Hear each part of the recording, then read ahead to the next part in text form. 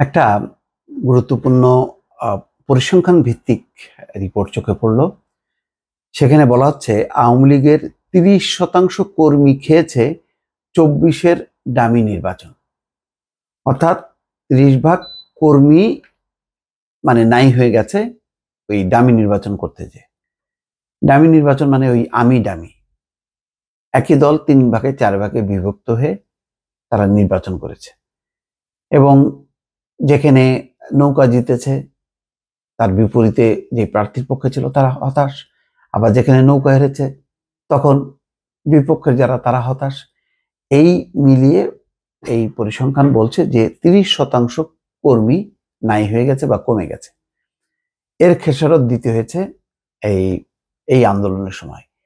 এই আন্দোলনের বিরুদ্ধে সংগঠিতভাবে আওয়ামী লীগকে, ছাত্রলীগকে, যুবলীগকে মাঠে দেখা যায়নি।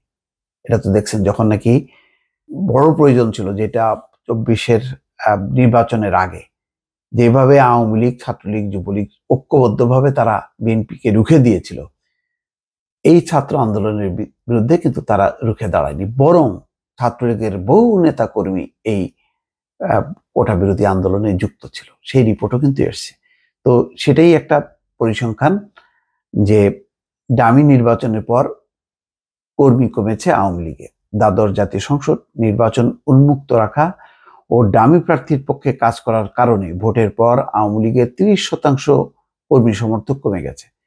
সেই কারণে জুলাইয়ে বৈষম্য বিরোধী ছাত্র আন্দোলন প্রতিরোধে ডাক দিলেও তেমন সাড়া পায়নি ক্ষমতাচ্যুত দলটি। নির্বাচনের পর আওয়ামী লীগের ৩০% কর্মী সমর্থক অভিমান করে দল ছেড়ে দিয়েছেন, এই কথা গোয়েন্দা প্রতিবেদনে উঠে এসছে বলে একাধিক সূত্র বলছে। ঢাকা পোস্ট এই রিপোর্টটি করেছে। তাতে বলা হচ্ছে ১ জুলাই থেকে কোটা প্রথা বাতিলের দাবিতে বৈষম্য বিরোধী ছাত্র আন্দোলন শুরু হয়। সেই আন্দোলন ১৪ জুলাই পর্যন্ত স্বাভাবিকভাবে চালিয়ে যান ঢাকা বিশ্ববিদ্যালয় সহ বিভিন্ন বিশ্ববিদ্যালয়ের শিক্ষার্থীরা। শুরু থেকে কিন্তু কোনো রকম তারা বাধা দেয়নি, স্বাভাবিকভাবে চালিয়ে যেতে পারছে ১৪ জুলাই পর্যন্ত। তখন তারা ঢাকা বিশ্ববিদ্যালয়, শাহবাগ, ফার্মগেট সহ বিভিন্ন স্থানে জড়ো হয়ে আন্দোলন করেছেন। এরপর ১৬ জুলাই শিক্ষার্থীদের আন্দোলন দমনে পাল্টা কর্মসূচি দেয় আওয়ামী লীগের ভাতৃপ্রতিম সংগঠন ছাত্রলীগ। শাহবাগ ও ঢাকা বিশ্ববিদ্যালয়ের শিক্ষার্থী ও ছাত্রলীগের পাল্টাপাল্টি কর্মসূচি শুরু হয়। ছাত্রলীগ মাঠে নামায় শিক্ষার্থীদের আন্দোলন আরো জোরালো হয়, তখন আরো তারা বেগবান হয়। অন্যদিকে আন্দোলন কঠোর হাতে দমনের ঘোষণা দিয়েছিলেন আওয়ামী লীগের সাধারণ সম্পাদক ওবায়দুল কাদের।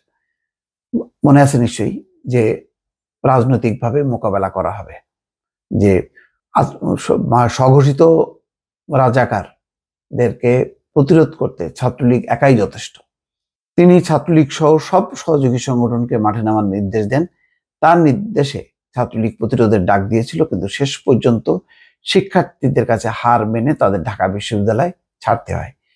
হলগুলো নিয়ন্ত্রণে নেন শিক্ষার্থীরা। তারপর আন্দোলন প্রতিরোধে ব্যর্থ হয়ে ৫ই আগস্ট পদত্যাগ করে ভারতে পালিয়ে যেতে বাধ্য হন সাবেক প্রধানমন্ত্রী শেখ হাসিনা। আত্মগোপনে চলে যান। আওয়ামী লীগ সরকারের মন্ত্রী, এমপিরা অনেকে গ্রেপ্তার হয়েছেন। বাকি ইতিহাস আপনারা সবাই জানেন। এবং এখন পর্যন্ত দেখেছেন যে ঢাকা বিশ্ববিদ্যালয় সহ কোথাও মানে ছাত্রলীগ নামে তাদের কোনো অবস্থান নেই। এটা হচ্ছে বাস্তবতা। দর্শক ভালো থাকবেন। আল্লাহ হাফেজ।